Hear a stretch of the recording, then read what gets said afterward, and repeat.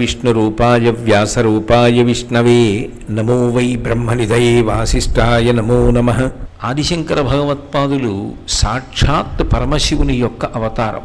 శివకేశవుల మధ్య ఏ విధమైనటువంటి భేదం ఉండడు అని నిరూపించినటువంటి అవతారం శంకరాచార్యుల వారి యొక్క అవతారం. ఎందుచేత అంటే వేదం పరమశివుడి గురించి చెప్తూ ఒక మాట అంటుంది, నమ కపర్దినీచ వ్యుక్తకేశాయ చ అంటుంది. కపర్దినీచ అంటే చాలా పెద్ద జటాజూటం ఉన్నవాడు. ఎంత పెద్ద జటాజూటము అంటే వ్యోమవత్వ్యాప్తదేహాయ దక్షిణామూర్తయీ నమః. ఆకాశమంతా కూడా తన యొక్క జటాజూటముగా కలిగినటువంటి వాడు శంకరుడు.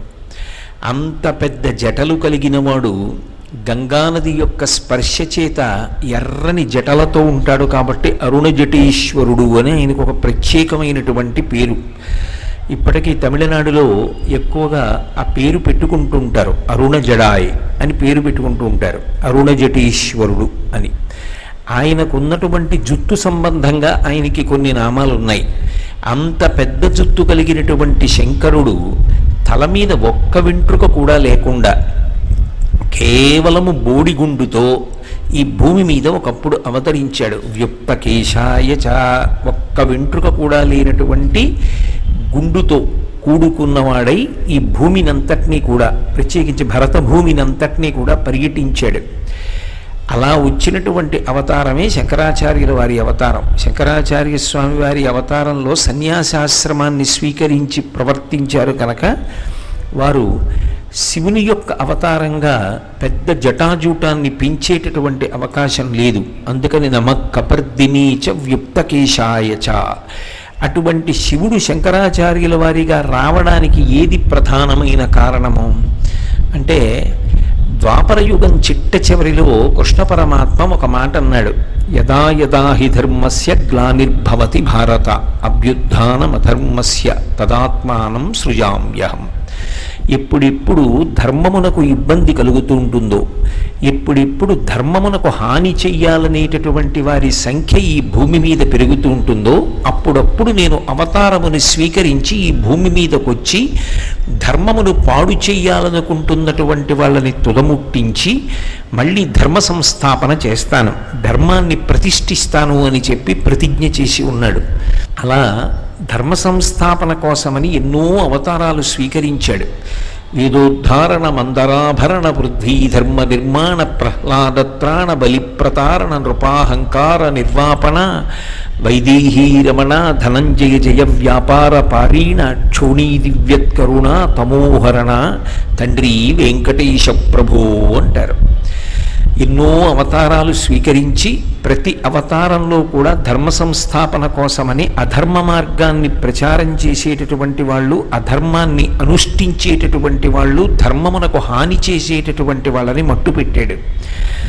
ఒక్క రామావతారంలోనే లెక్కకు మిక్కిలిగా రాక్షసుల్ని సంహరించి ధర్మ సంస్థాపన చేశాడు.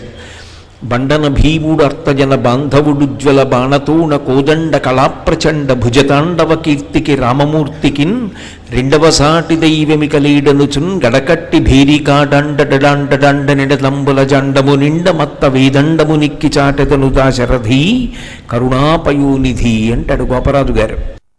రామచంద్రమూర్తి ఆగ్రహించి బాణప్రయోగం చెయ్యడం మొదలు పెడితే ఆయన రెండు భుజములు తాండవం చేస్తాయిట. అది రుద్రతాండవంలా ఉంటుంది. ఎప్పుడు బాణాన్ని తీస్తాడో, ఎప్పుడు సంధిస్తాడో, ఎప్పుడు విడిచిపెడతాడో తెలియదు. అంతమంది రాక్షసుల్ని సంహరించి ధర్మ సంస్థాపన చేసిన అవతారం రామావతారం. అలాగే మిగిలినటువంటి అనేక అవతారాలలో కూడా ఎవరు ధర్మమునకు వ్యతిరిక్తమైనటువంటి భావనతో ప్రవర్తిస్తున్నారో వాళ్ళందరి పీచమణిచి ధర్మాన్ని నిలబెట్టాడు. కానీ కలియుగం దగ్గరికి వచ్చేటప్పటికి ఒక పెద్ద సమస్య ఏర్పడింది. మిగిలిన యుగాల్లో రాక్షసులకు ఉపాధులున్నాయి. వీడు రాక్షసుడు అని గుర్తుపట్టవచ్చు. ఒక గోవు అన్నాననుకోండి, దానికి ఒక ఉపాధి ఉంటుంది. కుక్క, దానికి ఒక ఉపాధి. పిల్లి, దానికి ఒక శరీరం. ఎలుక, దానికి ఒక శరీరం. రాక్షసుడు, ఆయనకు ఒక శరీరం ఉండేది. కలియుగం దగ్గరికి వచ్చేటప్పటికి వచ్చిన సమస్య ఏమిటంటే రాక్షసులకు ఉపాధులు ఉండవు. కానీ మరి ఎక్కడుంటాడు రాక్షసుడు అంటే మనుష్యుని యొక్క మనస్సు యందు తిష్ట వేసి ఉంటాడు. మరి ఇప్పుడు రాక్షస సంహారం చెయ్యాలి అంటే ఎంతమంది తలలు తెగటార్చాలి, ఎంతమందిని పడగొట్టాలి? యుగం చూస్తే కలియుగం. మరి ఈ కలియుగంలో కలి యొక్క ప్రబోధం చేత, కలి యొక్క ప్రకోపం చేత, కలి యొక్క ప్రచోదనం చేత పాపమునందు అనురక్తులయ్యేటటువంటి అవకాశము మిక్కుటంగా ఉంటుంది. మరి అటువంటప్పుడు ఎంతమందిని చీల్చి చెండాడి ఎంతమంది యొక్క శిరస్సులు పడగొడతాడు ఆయన? అందుకే విష్ణువుగా, కృష్ణ పరమాత్మగా చేసినటువంటి ప్రతిజ్ఞని నెరవేర్చడానికి శంకరుడిగా ఈ భూమి మీదకు వచ్చాడు. అంటే విష్ణువు చేసిన ప్రతిజ్ఞ ఒకటి, దానిని అమలు చేసిన వాడు శంకరుడు అని చెప్పకూడదు. శివకేశవుల మధ్య భేదం ఉండదు. కృష్ణుడిగా చేసిన ప్రతిజ్ఞ నిలబెట్టుకోవడానికి శంకరాచార్యుల వారిగా వచ్చాడు. అందుకే ఇద్దరూ జగద్గురువులే. కృష్ణం వందే జగద్గురుం. శంకర భగవత్పాదులు వారు జగద్గురువులు. అందుకే మనుష్యుల యొక్క మస్తకములను ఖండించడం కాకుండా మనుష్యుల యొక్క మనసులలో ఉన్న రాక్షసులను పారద్రోలడానికి ప్రబోధాన్ని సాధనంగా చేసుకున్నారు. ఆసీతు హిమాచల పర్యంతం పర్యటించాలి. గంగానది నా దగ్గరికి రమ్మంటే రాదు, కానీ ఆ గంగానదిని మంత్రముల చేత ఆవాహన చేస్తారు. గంగే చయమునే చైవ గోదావరి సరస్వతి నర్మదే సింధు కావేరి జిలీస్మిన్ సన్నిధింకురు అని అడుగుతారు. అమ్మ వచ్చి ఈ నీటి యందు ప్రవేశించు అని అడుగుతారు. కానీ నిజంగా గంగానది దగ్గరికి మనం వెళ్ళి స్నానం చేస్తూ ఉంటాం, కానీ గంగయే మన ఇంటి దగ్గరికి వచ్చి స్నానం చేయడానికి అవకాశం ఇస్తే ఎంత అనుగ్రహ విశేషమో. అలా ఇప్పుడు ఆ కైలాస పర్వతం మీద కూర్చుని తన చుట్టూ ఉన్నటువంటి కేవలము సనకసనందనాదుల వంటి గొప్ప జ్ఞానులైన వారికి మాత్రమే తన మౌన వ్యాఖ్య చేత, చిన్ముద్ర చేత వేదాంత తత్వమును ప్రబోధం చేసినటువంటి దక్షిణామూర్తి స్వరూపుడైనటువంటి శంకరుడు ఆదిశంకర భగవత్పాదులుగా అవతరించి తానే భారతదేశం అంతటా కూడా పర్యటించారు. అంటే గంగ మన దగ్గరికి వచ్చినట్టుగా శంకరులే అన్ని ప్రాంతాలకి వెళ్ళారు. వెళ్ళి అవైదికమైనటువంటి వాదనలను ఖండించి తిరిగి సుప్రతిష్ఠితం చేయడానికి, వేద మార్గాన్ని ప్రజలకి అందించడానికి, తద్వారా ధర్మం అందరి యందు ఊంచుకునేటట్టు, తద్వారా మనుష్య జన్మ సార్థక్యం పొందేటట్టు వారు విశేషమైనటువంటి కృషి చేశారు. వారు శరీరంతో ఉన్నది కేవలం 32 సంవత్సరాలు మాత్రమే అయినప్పటికీ దేశకాలములతో సంబంధం లేకుండా ఎప్పటికీ మానవాళికంతటికీ పనికొచ్చేటటువంటి విషయములను అద్భుతమైనటువంటి రీతిలో అందించినటువంటి గొప్ప దార్శనికులు శంకరాచార్యుల వారు. అటువంటి శంకర భగవత్పాదులు సాక్షాత్తు శివస్వరూపం. ఒకనాడు కైలాసం మీద చిన్ముద్ర పట్టి మౌనవ్యాఖ్య చేస్తే అందుకున్నారు సనకసనందనాదులు. మౌనవ్యాఖ్య ప్రకటిత పరబ్రహ్మతత్వం యువానం వర్షిష్టం తేవ సదృశిగణైర్ అమృతం బ్రహ్మనిష్టై ఆచార్యేంద్రం కరకలిత చిన్ముద్రమానందరూపం స్వాత్మారామం ముదితవదనం దక్షిణామూర్తిమీడే. కానీ కలియుగంలో అనేక రకములైనటువంటి వాదనలు ప్రబలిపోతున్నటువంటి రోజులలో ఎవరి ఇచ్చ వచ్చిన సిద్ధాంతాన్ని వారు ప్రతిపాదించి మనుష్యులను సక్రమమైనటువంటి మార్గంలో నడవడానికి అవకాశం లేకుండా చేస్తున్నటువంటి రోజులలో దేశికులై దిశానిర్దేశం చెయ్యడం కోసమని శంకరాచార్యుల వారు అవతరించారు. ఆ అవతరించినటువంటి మహాపురుషుడైనటువంటి శంకరులు శివుడు కైలాసంలో కూర్చుంటే తాను శంకరుడిగా వచ్చి పర్యటన చేశారు. తానే అంతటా వెళ్ళారు. శంకరుడు ధ్రువమూర్తి లాంటివాడు, శంకరాచార్యుల వారు ఉత్సవమూర్తి లాంటివారు. ఒక శివాలయం ఉందనుకోండి, అందులో ఉన్నటువంటి శివలింగం కదిలి బయటికి రాదు, కానీ ఆ శివలింగానికి ప్రాతినిధ్యం వహించేటటువంటి ఉత్సవమూర్తులు ఏ ఉంటాయో అవి మాత్రం కదిలి ఎక్కడికైనా వస్తాయి. అంటే దేవాలయంలో ఉన్న శివుడే బయలుదేరి వచ్చి వేదిక మీద కూర్చుంటే అది ఎంత ప్రశస్తమో అంతే ప్రశస్తము ఉత్సవమూర్తి. ఉత్సవమూర్తి అన్ని వీధులలో పర్యటన చేస్తాడు. అందుకే ఊరేగింపు అంటారు. ఆయనే వచ్చి ప్రతి ఇంటి ముందు నిలబడి పరిచయం చేసుకుంటాడు. కానీ ధ్రువమూర్తి బయటికి రాడు. శంభుమూర్తి శంకరుడు అలా అంతటా సంచరించాలని నియమం లేదు. ధ్రువమూర్తి వంటివాడు. శంకరాచార్యుల వారు ఉత్సవమూర్తి వంటివారు.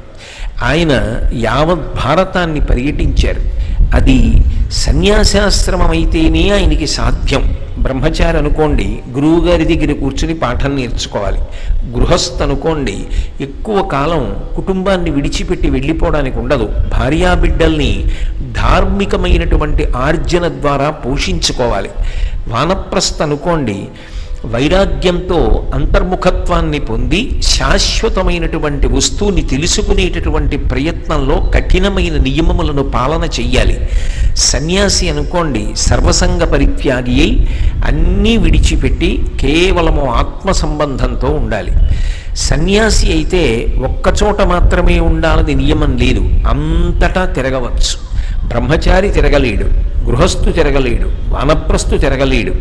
తాను అవైదికమైన వాదనలను ఖండించి వైదిక మార్గాన్ని మళ్ళీ సువ్యవస్థితం చెయ్యడం కోసం వచ్చినటువంటి అవతారం కనుక తాను యావత్ భారతం పర్యటించాలి అంటే తనకి అనుకూలమైనటువంటి ఆశ్రమము సన్యాసాశ్రమము. అందుకే సన్యాసాశ్రమాన్ని స్వీకరించి వారు యావత్ భారతం పర్యటించారు. అందుకే పెద్దలు శంకరాచార్యుల వారి గురించి చెప్తూ ఒక అద్భుతమైన శ్లోకం చెప్తారు. త్యక్వా మౌనం వటవిటపినో మూలతో నిష్పతంతి శంభోర్మూర్తిశ్చరతి భువనే శంకరాచార్య రూప. శంభుమూర్తి దక్షిణామూర్తిగా చిన్ముద్ర పట్టి కైలాసంలో కూర్చుంటే దక్షిణామూర్తి. ఆ మౌనం విడిచిపెట్టి మాట్లాడుతూ యావత్ భారతం తిరిగితే అదే శంకరాచార్యుల వారు. శంకరాచార్యుల వారు పార్వతీ పరమేశ్వరుల యొక్క సమాగమ స్వరూపం. ఎందుకని అంటే శక్తి ఎప్పుడు కదులుతుంది, కదలని శక్తి నిరుపయోగం. శక్తి ఉంటేనే కదులుతాడు. ఏమండి ఈ మధ్య మీరు గుడికి రావట్లేదు అంటే మోకాళ్ళ నొప్పులు వచ్చేయండి నడవలేకపోతున్నాను అంటాడు. అంటే శక్తిహీనుడైతే కదలికలు ఆగిపోతాయి. శక్తి ఉంటే కదలికలు ఉంటాయి. అమ్మవారు అంటే కదలికలు, శివుడు అంటే శక్తి లేక కదలని వాడని అర్థం కాదు. ఎందులోంచి కదలికలన్నీ వచ్చాయో అందులోకి వెళ్ళిపోయి తాను శివుడై ఆత్మయై తనలో తాను రమించేటటువంటి స్థితి శివుడు. శంకరాచార్యుల వారు అమ్మవారి స్వరూపంగా కదులుతూ యావద్భారతం పర్యటించారు. కదులుతూ అనేక స్తోత్రాలు ఇచ్చారు. కదులుతూ అన్న మాటకు అర్థం మాట్లాడుతూ అని. శిష్యులకు ప్రబోధం చేశారు, బ్రహ్మసూత్రాలకి భాష్యం ఇచ్చారు. ఇన్ని చేసినటువంటి శంకరాచార్యుల వారు అమ్మవారి స్వరూపంగా కనపడతారు. అదే శంకర భగవత్పాదులు అహం బ్రహ్మాస్మి తత్వమసి మహావాక్యముల చేత తనలో తాను రమిస్తూ శివుడై నిలబడి ఆయన ఇక కదలనటువంటి స్థితిని పొంది శంకరుడై శివుడై పరమేశ్వరుడై నిలబడ్డారు. అందుకే శంకరులు పార్వతీ పరమేశ్వరుల యొక్క సమాగమ స్వరూపం. సంప్రదాయంలో ఒక గొప్ప మాట చెప్తారు. ఎవరికైనా గురువు లేకపోతే ఆదిశంకరాచార్యుల వారిని గురువుగా వరించి ఆయన మూర్తిని పెట్టుకుని నమస్కారం చేసి అనుష్ఠానం చేస్తే వాళ్ళకి గురువు ఉన్న వారితోనే సమానులవుతారు అని. అంత గొప్ప అవతారం శంకర భగవత్పాదుల అవతారం. అందుకే వారికి భగవత్పాద అని ఒక నామం. భగవత్పాద అంటే ఎవరి పాదములు పట్టుకున్న కారణం చేత భగవంతుని యొక్క పాదములు అందుతాయో అలా అందేటట్టు చెయ్యగలరో వారిని భగవత్పాద అని పిలుస్తారు. శంకర భగవత్పాద. శంకరులు కేవలముగా తాను శరీరముతో ఉండగా ధర్మాన్ని ప్రచారం చెయ్యడమే కాదు, తన అవతార పరిసమాప్తి తర్వాత కూడా ధర్మము నిరంతరముగా అలా ప్రచారము జరుగుతూనే ఉండాలని భారతదేశాన్నంతటినీ ఒక యాగశాలగా భావన చేసి యాగశాలకి 4 దిక్కులా ఎలా ద్వారములు ఉంటాయో అలా తూర్పున జగన్నాథులో గోవర్ధన పీఠము, పడమర ద్వారకలో కాళికాపీఠము, ఉత్తరమున బదరికాశ్రమములు జ్యోతిపీఠము, దక్షిణమున శృంగగిరిలో శారదాపీఠముంచి కాంచీపురమునందు స్థాపించినటువంటి పీఠానికి తానే స్వయంగా ఆధ్యక్షం వహించి ధర్మ ప్రచారం నిరంతరం జరిగేటట్టుగా చేసినటువంటి దార్శనికులు మహాపురుషులు శంకరులు. వారు కైలాసానికి వెళ్ళి అమ్మవారి అనుగ్రహంతో సౌందర్యలహరిని తీసుకొచ్చారు. అదేవిధంగా పరమశివుని యొక్క అనుగ్రహ విశేషం చేత కొన్ని శివలింగాలు తీసుకొచ్చారు. అందులో ఇప్పటికీ కూడా ఒక శివలింగం చంద్రమౌళీశ్వర అన్న పేరుతో శృంగగిరి పీఠాధిపతుల చేత ప్రతిరోజు ఆరాధింపబడుతుంది. అది భోగలింగం. కాంచీపురంలో ఉన్నది యోగలింగం. దాన్ని కంచి మఠాధిపతులు వారు ఆరాధన చేస్తూ ఉంటారు. నిరంతరము ఆ శివలింగములు ఆరాధన చేయబడుతున్న కారణము చేతనే ఇప్పటికీ వర్షాలు పడి మనందరం అన్నం తినడానికి కావలసినటువంటి వ్యవస్థ ఏర్పడి ఉన్నది అని పెద్దలు విశ్వసిస్తారు. కాబట్టి శంకరులు అంతటి మహోదారులు, మహాపురుషులు. అటువంటి శంకరాచార్యుల వారికి ఒక అద్భుతమైన విశేషం ఉంది. సాధారణంగా ఒక వ్యక్తి జన్మించినప్పుడు తల్లిదండ్రులు లౌకికంగా ఒక పేరు పెడతారు. కానీ సన్యాసాశ్రమంలోకి ప్రవేశించినప్పుడు సన్యాసాశ్రమం ఇచ్చినటువంటి గురువులు తల్లిదండ్రులు పెట్టిన పేరు తొలగించి సన్యాసనామాన్ని ఇస్తారు. యోగపట్ట అంటారు, వేరొక పేరు ఉంచుతారు. కానీ మీరు గమనిస్తే పుట్టినప్పుడు తల్లిదండ్రులు పెట్టిన పేరేదో సన్యాసాశ్రమ స్వీకారం తర్వాత కూడా ఆ పేరే ఉండిపోయినటువంటి ఏకైక వ్యక్తి శంకరాచార్యుల వారు ఒక్కరే. తల్లిదండ్రులు పెట్టినటువంటి పేరు శంకర. సన్యాసాశ్రమ స్వీకారం తర్వాత గోవింద భగవత్పాదులు వారి గురువుగారు యోగపట్టా ఇచ్చినప్పుడు ఉంచినటువంటి పేరు కూడా శంకర. అంటే తల్లిదండ్రులు పెట్టిన పేరు యోగపట్టా ఇచ్చినప్పుడు, సన్యాసాశ్రమం ఇచ్చినప్పుడు గురువులైన గోవింద భగవత్పాదులు మార్చలేదు. ఎందుకు మార్చలేదు అంటే వారు శంకరులు. కైలాస శంకరుడు కాలడి శంకరుడిగా వచ్చాడు. ఆయన ప్రయోజనం ఏమిటి? లోకములకన్నిటికీ కూడా శుభం చెయ్యడం. శంకరోతి ఇది శంకర. ఎవరు నిరంతరము శుభములను మాత్రమే చేస్తాడో అటువంటి వాణ్ణి శంకర అని పిలుస్తారు. అటువంటి మహాపురుషుడైనటువంటి వాడు శంకరుడిగా ఈ లోకమునందు అవతరించినటువంటి వారు సన్యాసాశ్రమ స్వీకారము ద్వారా లోకమునకంతటికీ కూడా వైదిక ధర్మాన్ని అందించాలనేటటువంటి ప్రయత్నం చేస్తున్నటువంటి కైలాస శంకరుడైన వాడు తన దగ్గర యోగపట్టా పుచ్చుకున్నంత మాత్రం చేత పేరు మార్చవలసిన అవసరం లేదని భావించినటువంటి గోవింద భగవత్పాదులు వారికి సన్యాసనామంలో పేరు మార్చలేదు. ఎందుకని అంటే వారు సాక్షాత్ శంకరులు. అందుకే శంకరం లోకశంకరం. ఆ శంకర భగవత్పాదులు లోకమునకంతటికీ శుభంకరులు. అటువంటి గొప్ప ప్రసిద్ధమైన అవతారము శంకర భగవత్పాదుల యొక్క అవతారం. అటువంటి శంకరాచార్యుల వారు ఎన్నో విశేషాలు చేశారు. వారు దేవాలయాలకి ప్రతిష్టలు చేశారు, కుంభాభిషేకాలు చేశారు, అనితర సాధ్యమైనటువంటి విషయములను సాధించారు. జనుల యందు ఉపాసన బలం తగ్గిపోతే, భగవన్మూర్తి యందు ఉన్న తేజస్సుని తట్టుకోలేకపోతే ఆ ఎక్కువగా ఉన్న తేజస్సుని తగ్గించి దాన్ని మళ్ళీ లోక ప్రయోజనం కోసం వేరొక సాధనమునందు ప్రవేశపెట్టారు. కాంచీపురంలో కామాక్షి పరదేవత యందు ఉన్నటువంటి తేజస్సుని కొంత తీసి శ్రీచక్రంలోకి ప్రవేశపెట్టారు. అందుకే అది పృథివీ క్షేత్రం. అందుకని ఎదురుగుండా శ్రీచక్రం వేయడానికి అవకాశం దొరికింది. కానీ జంబుకేశ్వరం అప్పు క్షేత్రం, అంటే నీటి సంబంధమైన క్షేత్రం. అమ్మవారిలో ఉన్న తేజస్సుని తీసి నీటి యందు శ్రీచక్రం వేయడం కుదరదు. అందుకే శ్రీచక్ర తాటంకములు వేసి మళ్ళీ అమ్మవారికి చెవి తాటంకములుగా అలంకరణ చేశారు. ఆ తల్లి యొక్క అనుగ్రహ విశేషం చేతనే కావేరీ నది 2 జలకలతో ఉండి 2 రాష్ట్రాలని అనుగ్రహిస్తూ ఉంటుంది అని. అలా వారు అనితర సాధ్యమైనటువంటి విశేషములను సాధించారు. అనేకమైనటువంటి భూమికలలో ఉన్న వారి ఉద్ధరణ కొరకు అనేక స్తోత్రములను ఇచ్చారు. నిద్ర లేవగానే చదువుకోవలసినటువంటి ప్రాతస్మరామి స్తోత్రములన్నీ శంకర భగవత్పాదులు ఇచ్చినవి. అసలు స్నానం కూడా చెయ్యవలసిన అవసరం లేకుండా మనసుతో భగవంతుణ్ణి స్మరిస్తూ మంగళప్రదంగా ఆలోచన చేస్తూ ముఖం ప్రక్షాళన చేసుకోవడం దగ్గర నుంచి రోజు ఎలా ప్రారంభించాలో చూపించిన దార్శనికులు శంకరులు. అందుకే ప్రాతస్మరామి పరమేశ్వర బాహుదండాన్ ఖట్వాంగశూల హరిణాహ పినాకయుక్తాం గౌరీ కపోలకు చరంజిత పత్ర రేఖాన్ సవర్ణ కంకణ మణిద్యుతి భాసమానాం అని పరమశివుని యొక్క చేతులను ఎలా స్మరించాలో, ఆ లలితాపరాభట్టారిక పాదములను ఎలా స్మరించాలో, ప్రాతర్నమామి లలితా చరణారవిందం భక్తిష్టదాననిరతం భవసింధుపోతం పద్మాసనాదిసురనాయక పూజనీయం పద్మాంకుశధ్వజ సరోరుహలాంఛనాఢ్యం అంటూ అమ్మవారి పాదాల్ని మనసులో స్మరిస్తూ నిద్ర లేవగానే స్నానం చేసి పూజకి వెళ్ళే లోపల భగవత్ స్మరణ నడవడానికి యోగ్యమైనటువంటి అనేక స్తోత్రములను ఇచ్చారు.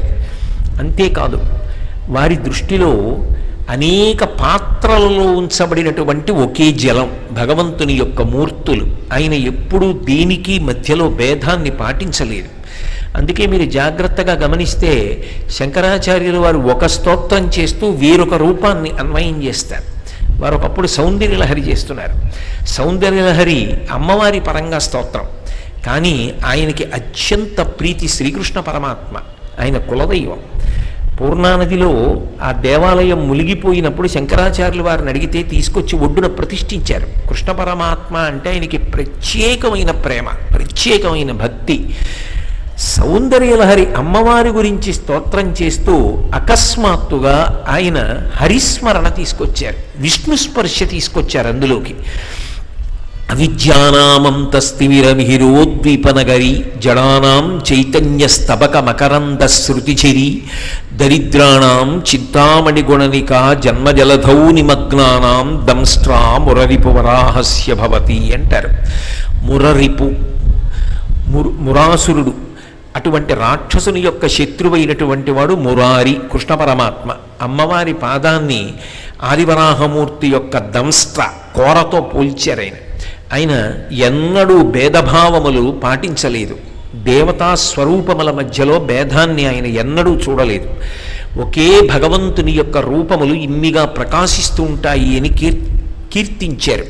అందుకే వారు చెయ్యని స్తోత్రం లేదు. పాండురంగాష్టకం కానీ, హనుమత్ సంబంధంగా కానీ, రామచంద్రమూర్తి మీద కానీ, పరమశివుడి మీద కానీ, పరదేవత మీద కానీ, విష్ణు సంబంధంగా కానీ, కృష్ణ సంబంధంగా కానీ అసలు వారు చెయ్యని స్తోత్రం లేదు. అంతేకాదు, ప్రస్థానత్రయం అంటారు. భగవద్గీత, బ్రహ్మసూత్రములు, ఉపనిషత్తులు, ఈ మూడిటికి కూడా ఆయన భాష్యం ఇచ్చారు. 32 సంవత్సరముల వయస్సులో అనితర సాధ్యమైనటువంటి రీతిలో ఇన్ని కార్యకలాపాలని అసలు ఎలా చేశారు ఒక్క వ్యక్తి అన్నదాని గురించి ఇప్పటికీ కూడా ప్రపంచవ్యాప్తంగా అనేక దేశాలలో ఉన్నటువంటి విజ్ఞానులు కూడా శంకరాచార్యుల వారి విషయంలో తెల్లబోతుంటారు. అంటే శంకరులు పుట్టి, శంకరులు అవతారం స్వీకరించి ఈ దేశానికి ఎంత ఖ్యాతి తీసుకొచ్చారో మనకు అర్థమవుతుంది. శంకరులను మించిన మానవతావాది లోకంలో ఉండడు. ఒక పేద బ్రాహ్మణి ఆకలితో బాధపడుతుంటే కనకధారా స్తోత్రం చేసి లక్ష్మీదేవి యొక్క అనుగ్రహ విశేషం చేత ఏకంగా బంగారు ఉసిరికలు కురిసేటట్టుగా చేసినటువంటి ఆర్ద్రత కలిగినటువంటి హృదయం ఉన్నవారు చిట్ట చివరికి తన తలకాయ కూడా ఇచ్చేయడానికి సిద్ధపడ్డారు. ఒక కాపాలికుడు వచ్చి శ్రీశైల క్షేత్రంలో చక్రవర్తి శిరస్సు కావాలి, లేకుంటే ఒక పరివ్రాజకుని శిరస్సు కావాలి, మీ తల ఇచ్చేయమని అడిగితే శిష్యులు పక్కనుండగా గురువు యొక్క శిరచ్ఛేదనాన్ని ఒప్పుకోరు. నేను శరీరంతో ఉంటే వాళ్ళకి ప్రబోధం అందుతుందని కోరుకుంటారు. వాళ్ళు లేనప్పుడు నా శిరస్సు తీసుకోమన్నారు. కాపాలికుడు వచ్చి కత్తి ఎత్తి ఆయన శిరస్సు నరకడానికి ప్రయత్నించేటటువంటి సమయంలో పద్మపాదాచార్యుల వారికి నృసింహ మంత్రోపాసన ఉంది కాబట్టి గురువుగారికి ఆపద కలుగుతోందన్న స్ఫురణ ఏర్పడి ఉత్తర క్షణంలో ఆ మంత్రోపాసన చేత సింహస్వరూపాన్ని పొంది వచ్చి కాపాలికుణ్ణి దునుమాడి శంకర భగవత్పాదుల్ని కాపాడుకున్నారు. అంతటి మహాత్యాగి. అటువంటి శంకర భగవత్పాదులు చేసినటువంటి స్తోత్రములు అనితర సాధ్యములు. అంత అద్భుతమైనటువంటి వాంగ్మయం ఇచ్చినటువంటి శంకరాచార్యుల వారు చేసినటువంటి స్తోత్రాలలో శివానంద లహరి ఒక అద్భుతమైన, దానికి వారు పేరు ఉంచినటువంటి వైనం ఆశ్చర్యం కల్పిస్తుంది. అసలు పేరు పెట్టడం చాలా చాలా గొప్ప. ఆయన శివ సంబంధమైనటువంటి గ్రంథానికి శివానందలహరి అని పెట్టారు. అది అమ్మవారి పరంగా రాస్తే మాతానందలహరి అని ఆయన అనలేదు, సౌందర్యలహరి అన్నారంతే. సౌందర్యము అంటే బాహ్యమైనటువంటి అందం కాదు. ఇవాళ ఒకరు నాకు అందంగా అనిపించవచ్చు, కానీ నా పక్కవాడికి అందంగా అనిపించకపోవచ్చు. ఒక పదార్థం నాకు ఇష్టం కావచ్చు, వేరొకరికి అయిష్టం కావచ్చు. ఒక కాలమునందు అందమును కోల్పోవచ్చు. మాకురు ధనజన యవ్వన గర్వం హరతి నిమేషత్కాల సర్వం మాయామయమిదమఖిలం హిత్వా బ్రహ్మపదం త్వం ప్రవిశవిదిత్వా అని శంకరులే అంటారు మొహముద్గరంలో. శివానందలహరి